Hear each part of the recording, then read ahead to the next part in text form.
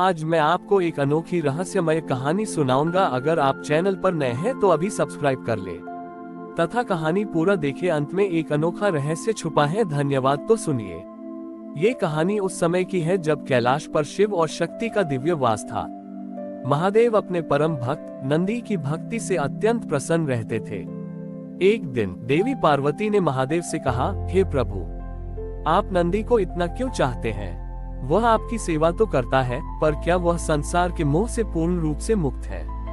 महादेव मुस्कुराए और बोले, प्रिय, नंदी का प्रेम अकारण नहीं है। उसकी भक्ति की गहराई संसार की साधारण कसौटियों से परे है। परंतु यदि तुम देखना ही चाहती हो तो मैं उसकी परीक्षा अवश्य लूंगा। अगले ही पल महादेव ने अपनी माया से एक अद्भुत दृश्य रचा। नंदी जब गोधूली वेला में लौटा तो उसने देखा कि कैलाश के द्वार पर एक अति सुंदर, तेजस्वी और अलौकिक बैल खड़ा है, जिसके शरीर से स्वर्ण के समान आभा निकल रही थी। नंदी ने विनम्रता से पूछा, हे श्रेष्ठ बैल, आप कौन हैं और यहाँ क्या कर रहे हैं? उस तेजस्वी बैल ने गर्व से उत्तर दिया, मैं देवराज इंद्र का वाहन ऐरावत हूँ, जो अब महादेव की सेवा के लिए यहाँ आया हूँ। महादेव को अब मुझ जैसा वैभवशाली और शक्तिशाली वाहन चाहिए। तुम्हारी जरूरत अब समाप्त हो गई है।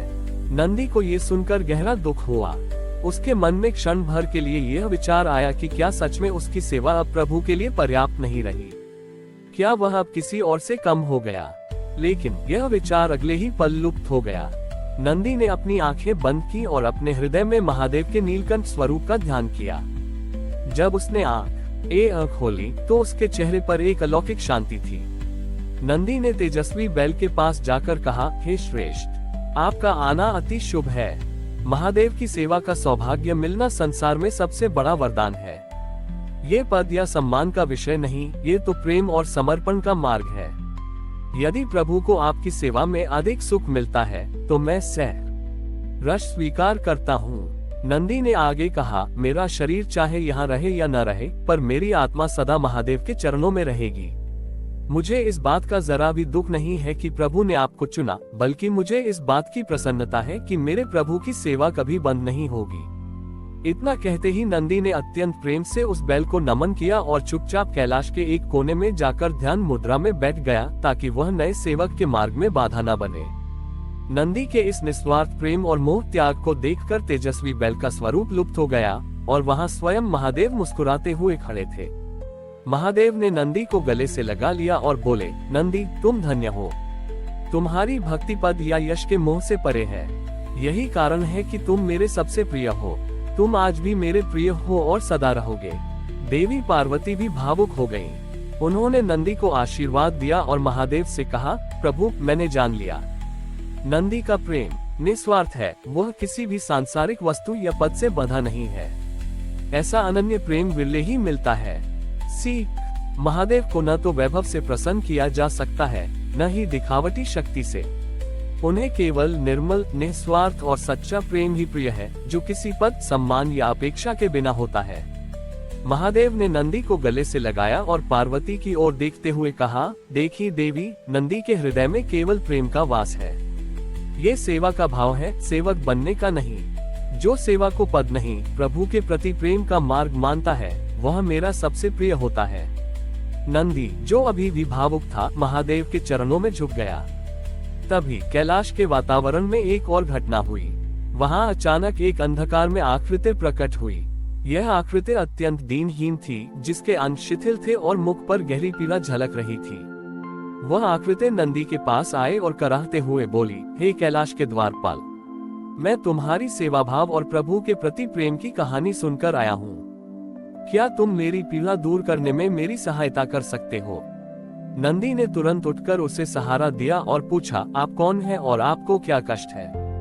उद्धरण चिन्ह। उस आकृति ने कहा, मैं तुम्हारी उस अपेक्षा का स्वरूप हूँ जो तुमने क्षण भर के लिए अपने मन में पाली थी कि शायद ऐरावत के आने से तुम्हारा महत्व कम हो जाएगा। जब तुमने उस अपेक्षा का त्याग किया तो वह मेरे रूप में तुम्हारे शरीर से बाहर निकली, पर अब वह भटक रही है। मुझे असहनीय पीड़ा हो रही है, क्योंकि मुझे कहीं भी स्थान नहीं मिल रहा है। मैं न तो स्वर्ग जा सकती हूँ, न ही पृथ्वी पर रह सकती हूँ। मेरी मुक्ति कैसे होगी? नंदी, महादेव और पार्वती तीनों ध्यान से इस दृश्य को देख रहे थे। नंदी समझ गया कि यह महादेव की एक और लीला है, जिसका उद्देश्य केवल उसे सिखाना नहीं बल्कि संसार को एक गूढ़ रहस्य समझाना है। नंदी ने बिना किसी विचार के उस अपेक्षा रूपी पीला को अपने हाथों में ले लिया। महादेव और पार्वती ने उसे रुकने का संकेत दिया, पर नंदी का संकल्प अटल था। नंदी ने अत्यंत शांत भाव से कहा, हे अपेक्षा, तुम मेरी ही उपज हो। यदि मैंने क्षण भर के लिए भी यह सोचा कि मेरी सेवा किसी पद या मान से जुड़ी है तो यह मेरी गलती थी। मैंने अपने मन से तुम्हें त्यागा था, पर तुम्हें अब स्थान की आवश्यकता है। नंदी ने अपने नेत्र बंद किए और महादेव का ध्यान करते हुए कहा, हे मेरे भोलेनाथ, यदि मेरी भक्ति में जरा भी सच्चाई है तो मैं इस अपेक्षा को स्वयं में समाहित करता हूँ। मैं इसे नष्ट नहीं कर सकता, क्योंकि यह मेरे ही विचार का परिणाम है, पर मैं इससे सेवा के संकल्प में बदल सकता हूँ। नंदी ने वह अंधकार में आकृति अपने हृदय में समाहित कर ली। जैसे ही वह आकृति नंदी के भीतर गई, नंदी के शरीर से एक तीव्र श्वेत प्रकाश निकला। महादेव ने मंद मंद मुस्कान के साथ कहा, नंदी, तुमने आज एक और महान कार्य किया। संसार के अधिकतर सेवक अपनी सेवा का फल या पहचान चाहते हैं, जिसे अपेक्षा कहते हैं। जब वह अपेक्षा पूरी नहीं होती तो दुख उत्पन्न होता है। तुमने अपनी अपेक्षा को स्वयं में समाहित करके उसे शक्ति में बदल दिया। देवी पार्वती ने कहा, आपसे जो भी भक्त सेवा करते हुए अपने मन में क्षण भर के लिए भी अपेक्षा पालेंगे और फिर उसे प्रेम से त्याग देंगे, वह अपेक्षा उन पर हावी नहीं होगी, बल्कि वह उन्हें और अधिक शुद्धता से प्रभु की सेवा करने की शक्ति देगी, जैसे तुम्हारे साथ हुआ। इस घटना के बाद नंदी पहले से भी अधिक ऊर्जावान और निर्मल हो गया। उसका ये त्याग सिद्ध करता है कि सच्ची भक्ति वह है जहां अपेक्षा शून्य हो, और जो अपेक्षा उत्पन्न हो जाए उसे भी प्रेम और समर्पण से स्वीकार करके शक्ति में बदल दिया जाए।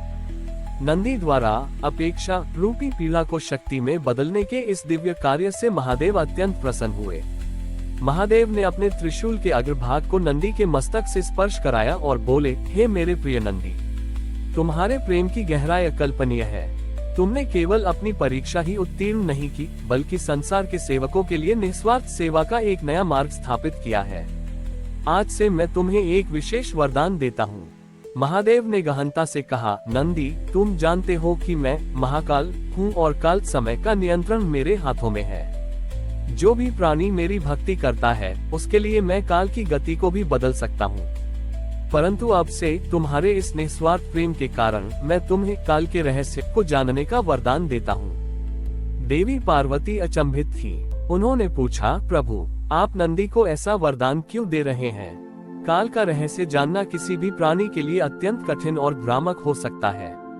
महादेव ने उत्तर दिया, देवी, जो अपेक्षा से मुक्त हो जाता है वह वर्तमान में पूरी तरह स्थिर हो जाता है। नंदी ने अपनी अपेक्षा को त्याग कर ये स्थिरता प्राप्त कर ली है, इसलिए काल का ज्ञान इसे भ्रमित नहीं करेगा, बल्कि यह इसके सेवा भाव को और बढ़ाएगा। महादेव ने नंदी को समझाते हुए कहा, नंदी, जब तुम मेरी सेवा में लीन होगे तो तुम ये जान सकोगे कि किस प्राणी के जीवन में कब कौन सा संकट आने वाला है, चाहे वह संकट वर्तमान में हो या भविष्य में। यह ज्ञान तुम्हें अहंकार न दे, इसलिए तुम्हें इसका उपयोग केवल एक ही तरीके से करना है, मेरे भक्तों की पीड़ा को कम करने के लिए, उन्हें सही समय पर सही दिशा का संकेत देने के लिए और मेरी सेवा में लीन रहने के लिए। नंदी ने हाथ जोड़कर कहा, हे प्रभु, आपका ज्ञान और वरदान मेरे लिए शिरोधार्य है।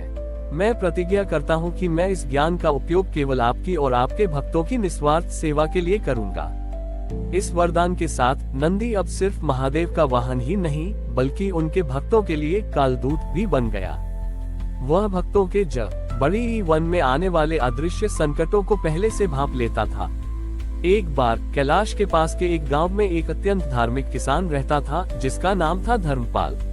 वह रोज सुबह शिवलिंग पर जल चढ़ाता था। एक दिन नंदी ने ध्यान में देखा कि अगले ही दिन एक भयंकर आंधी आने वाली है, जो धर्मपाल के पूरे खेत को तबाह कर देगी और उसकी सारी फसल नष्ट हो जाएगी, जिससे वह भूखमरी का शिकार हो जाएगा। नंदी ने मनुष्य रूप धारण किया और धर्मपाल के पास गया। नंदी ने उससे कहा, धर्मपाल, मैं तुम्हें एक रहस्य बताता हूँ। तुम्हारे खेत में एक पुराना बरगद का पेड़ है। उस बरगद के नीचे एक प्राचीन शिवलिंग छिपा हुआ है। यदि तुम आज रात भर जागकर उस शिवलिंग ग को खोदकर निकालो और उस पर जल चढ़ाओ तो तुम्हें बड़ी बरकत मिलेगी। धर्मपाल, जो अत्यंत भोला और भक्त था, तुरंत मान गया। वह पूरी रात मेहनत करके उस शिवलिंग को खोदने लगा।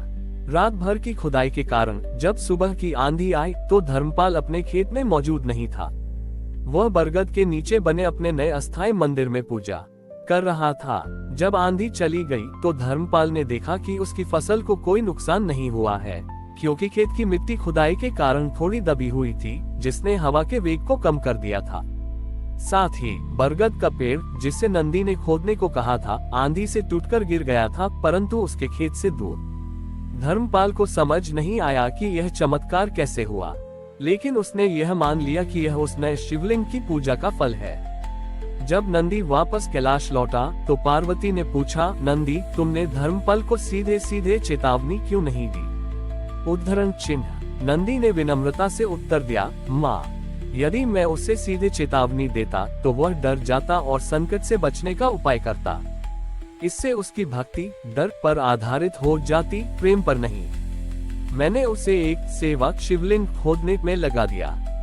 जब मनुष्य सेवा में लीन होता है तो काल स्वयं उसका कुछ नहीं बिगाड़ सकता। महादेव ने मुझे काल का रहस्य दिया है ताकि मैं भक्तों को डर से नहीं बल्कि प्रेम और सेवा के मार्ग से बचा सकूं। महादेव मुस्कुराए और बोले, यही है मेरे नंदी का अनमोल ज्ञान। वह अब केवल मेरा सेवक नहीं बल्कि मेरे भक्तों का भी मार्गदर्शक बन गया है। हमारी और भी आध्यात्मिक एवं अनोखी कहानियां देखने के लिए हमारे चैनल पर जाएं तथा धार्मिक एवं पौराणिक अनोखी कहानियां हमारे चैनल पर है। कृपया जाके देखें तथा हमारे चैनल को सब्सक्राइब करके रखें और वीडियो लाइक जरूर करें। धन्यवाद।